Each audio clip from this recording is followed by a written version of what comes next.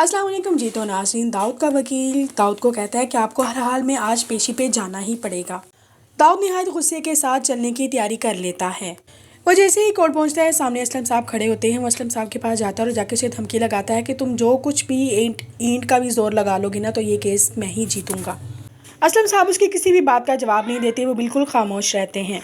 कमरा अदालत में जैसे ही कार्रवाई स्टार्ट होती है तो दाऊद का वकील आकर वहाँ पर अपना रखता है बयान। मगर जज साहब जैसे ही उसे आंसर क्वेश्चन करते हैं तब उसकी कहीं भी नहीं चलती, वो बिल्कुल खामोश हो जाता है। दूसरी तरफ पिया का वकील आता है। वो फाइल में से एक पुराना अखबार निकालता है और जज साहब के सामने रख देता है कि वही अखबार होता है जो अली यार ने चुपके से वहाँ पे भेजा होता है। जज साहब जैसे ही वो अखबार खोलते हैं तो उसके अंदर पुरानी ही अखबार में लिखा होता है कि मूसा फरार हो चुका है, यानी कि एक दहशतगर्द है।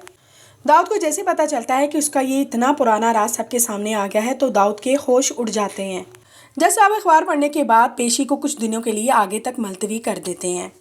तो दूसरी तरफ आईजी साहब वो अपनी इन्वेस्टिगेशन पूरी कर रहे होते हैं। तो दूसरी तरफ वो सलवार को बुलाते हैं और सावल को कहते हैं कि मैं पिया के लिए परेशान हूँ। वो बेचारी किस तरह साबित कर पाएगी कि मूसा ही दाऊद है, क्योंकि उसके पास कोई भी ऐसा सबूत नहीं है जिसकी वजह से हम साबित कर पाएंगे। सावल जवाब देता है कि सर, मुझे बाबर के ऊपर पूरा शक है कि उसने रिश्वत दे के मूसा का सारा रिकॉर्ड गायब करवाया है। डीआईजी सावल के कहने के बाद बाबर को बुलाता है और न्याय सख्ती से उससे पूछता है कि अगर तुमने मुझे इसके बारे में कुछ ना बताया तो मैं तुम्हें जॉब से फारिग भी कर सकता हूँ। बाबर थोड़ी टाल मटोल करने के बाद सारी हकीकत मूसा की उनके सामने बयान कर देता है कि जो कुछ माजी में उसके साथ हुआ है। वो कहते हैं कि दाऊद ही मूसा है और मूसा ने मुझे इतनी भारी रकम दी थी कि मैं उसके सारे कागज़ को छुपा दूं। डीआईजी साहब उसी टाइम बाबर को तो सस्पेंड कर देते हैं और हुक्म देते हैं कि जितनी जल्दी हो सके मूसा को गिरफ्तार किया जाए।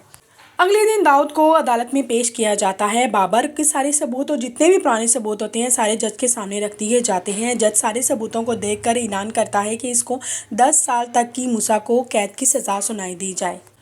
दाऊद का वकील भी आंखें खोलकर देख रहा होता है कि ये सब कुछ बाजी कैसे पलट गई। पुलिस वहाँ से दाऊद को ज़बरदस्ती वहाँ से घसीट के ले जाती है। तो दूसरी तरफ असलम साहब नहायत खुश होते हैं। वो पिया और सावल जैसे घर आते हैं तो असलम साहब सावल का शुक्रिया अदा करते हैं। उसे कहते हैं कि सावल, तुमने जितना हमारा साथ दिया है उतना ही कम है, तुम्हारा मैं जितना भी शुक्रिया अदा करूँ मेरे लिए इतना ही कम होगा। असलम साहब सावल की तरफ देखते हैं और उसे कहते हैं कि मैं चाहता हूँ कि मैं अपनी ज़िम्मेदारियों से भी आज़ाद हो जाऊँ। मैं चाहता हूँ कि जितनी जल्दी हो सके तुम मेरी बेटी के साथ ब्याह कर लो। पिया जैसे ही सावल की तरफ देखती है तो वो दोनों एक दूसरे की तरफ शर्मा कर देखने लग जाते हैं। अब पता नहीं कि क्या इन दोनों की शादी हो पाएगी या नहीं। अभी उन दोनों के बारे में सोच ही रहे होते हैं कि असलम साहब की अचानक तबीयत ख़राब हो जाती है, उन्हें हार्ट अटैक आता है। वो पिया की तरफ देखते हैं और उसे कहते हैं कि मैंने तुम्हारे लिए अच्छा ही सोचा है पिया, और मैं चाहता हूँ कि जितनी जल्दी हो सके तुम सावल के साथ शादी कर लो। पिया की आंखों में आंसू आ जाते हैं।